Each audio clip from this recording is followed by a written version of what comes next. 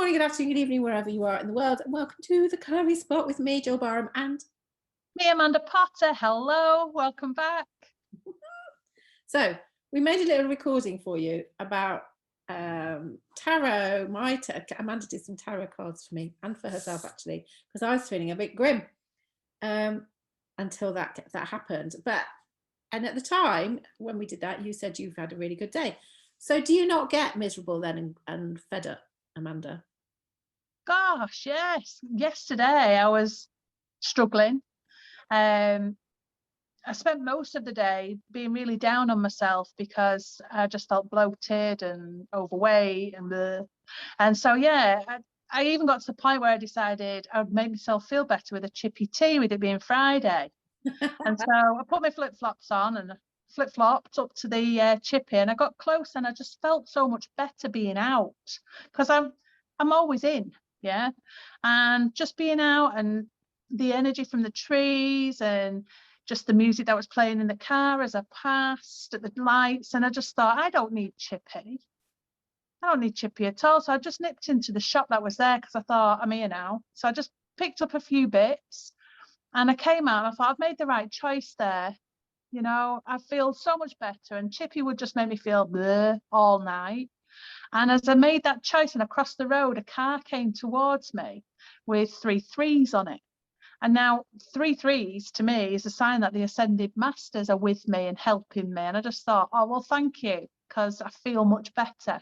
And then as I walked towards the lights, which is just, 10 more steps, a lorry came around the corner with my maiden name on it. Now, it's very rare for me to see this truck or this company with my maiden name. And as it come around the corner, I just thought, and there's spirit confirming I've made the right choice, and they're happy and they want me to know that they're with me, and go and enjoy the rest of your evening. And I really, really did. I had a cracking night. It was good fun.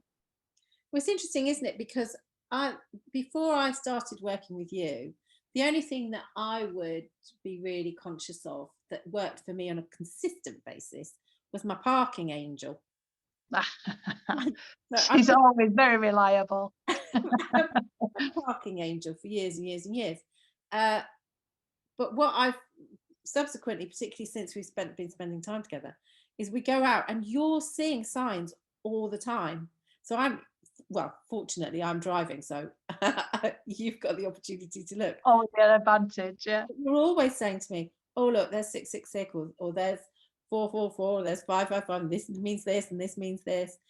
And I just wonder how much the majority of us are missing by not able to read these signs, to be aware of them, to understand what they mean, and therefore how to help us to feel better. You know, just like you do, in an instant, you're able to go, oh, okay, and take that as a sign that you've made a right decision. You know, wouldn't it be wonderful if we could teach people how to do that so that they've got this confirmation all the time? It's dead easy. You just stay in this point of now. Yeah, I think we've talked about this on another video, but very quickly, when you're not in this moment, you're either thinking about what's gone on or what's coming. Well, that's going to bring you down. So if you're in this moment, then you're aware, you're looking out, you're seeing the flowers, or a magpie to me means it's going to be a good day, and 2 is a great day. And so if you're looking for these little signs, not that I'm obsessed with it, I'm actually enjoying my life, and then, oh, there it pops up. And that's the way that spirit have spoken to me or communicated with me for years. So I'm not going to miss that.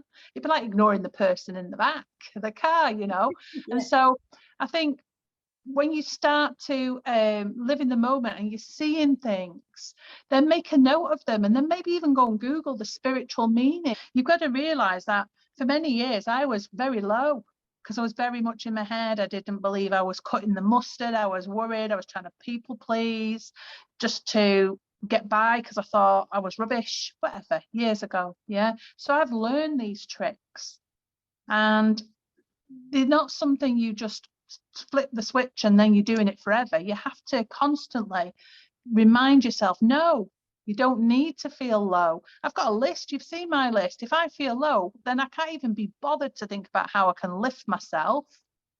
But I go to my list and I will just say, right, there it is. That's what we're doing right now. And sometimes it's something mundane.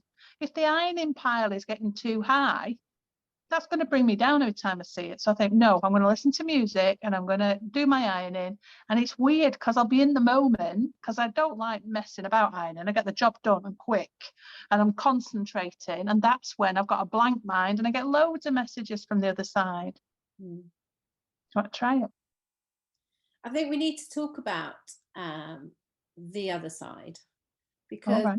there's a lot of people passing at the moment and for the last year, and it's not any, I don't believe it's any more. We know actually from the facts that we're seeing out of the crematoriums and the funeral directors that actually the deaths aren't any more than they were. 2020 was slightly less actually, but at the moment it's the fear of dying that is what is totally paralyzing people. It looks like it, doesn't it? Because when you go to Wembley to watch England beat Germany, yay!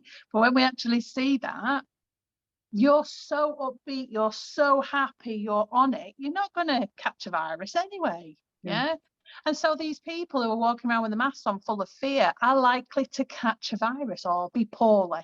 Yeah. Their immune system is affected. And so you're right. It's the fear. Death is difficult for the people you leave back on earth. But if you're the person who's passing over to the other side, it's a massive celebration. As difficult as it is to deal with grief and loss, we mustn't be fearful of that passing over. If that's what's going to take your mask off, losing that fear, then let's face that. Let's face that fear. Because while you're fearful, you're running away from it and the fear gets bigger. But if you actually look at, hang on a minute, what am I frightened of in this moment? It becomes much smaller because you're looking at it. And then when you walk towards it, it diminishes until you deal with it and it's gone. This is the whole problem. People believe there's heaven or hell. Well, to be honest, I'm going to put money on this. We're living hell right now. It don't get any worse. And so you're only going to heaven, and it's a lovely place to be. You've to use your own discernment. You've got to decide for yourself, am I in any threat? Am I at peril? And the answer is no. And on top of that, even if the worst case scenario, you're going home to paradise. So what's the worry? Yeah. Okay, well, that was quite a we didn't really know where we were going with that one, did we? But no, we hope that you found that helpful, and I hope you found that helpful. And if you do want to chat to either one of us, we're always here. Even if you want advice or anything, just contact us and we'll help as much as we can. Yeah, we're very good at listening. Well, I'm very good at listening. You're very good at solving things. Okay. Okay, we'll see you next time on the Curry Spot. Thanks for joining us. Have a great day.